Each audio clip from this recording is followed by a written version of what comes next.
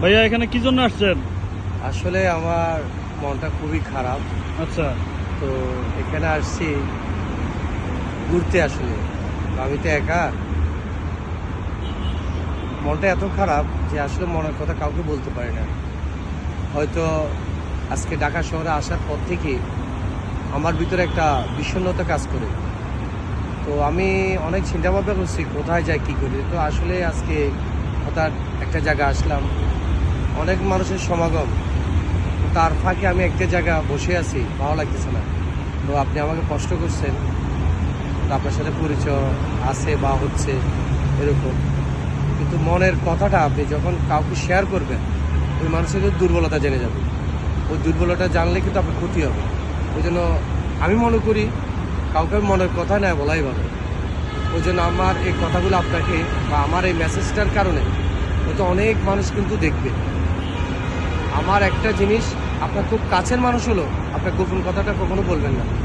সরলতা বিশ্বাস করে মানুষকে কিছু বলবেন, এটা আপনার ক্ষতি হয়ে দাঁড়াবে। ওই জন্য এখানে আসছি জাস্ট একা, আমি একাই চলতে চাই, ওই কারণেই এখানে আসি।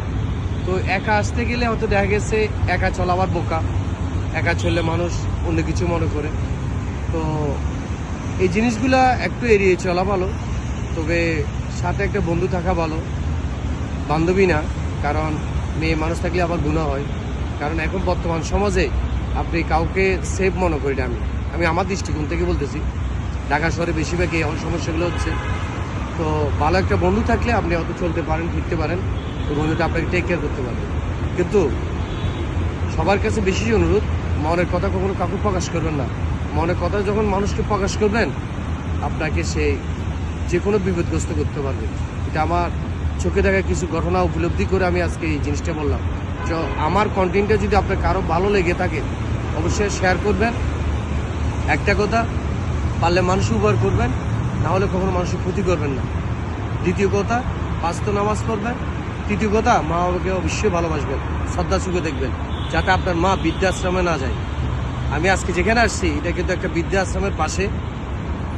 অনেক বড় লোকের মা বাবারা কিন্তু বৃদ্ধাশ্রমে, খুবই খারাপ লাগছে। তো সকলের কাছে একটা অনুরোধ, আপনারা মাকে ভালোবাসুন, বাবাকে ভালোবাসুন, পরিবারকে ভালোবাসুন, সবাইকে ভালোবাসুন। একদিন এগিয়ে যেতে পারবেন। সবাই ভালো থাকুন, সুস্থ থাকুন। আসসালামু আলাইকুম।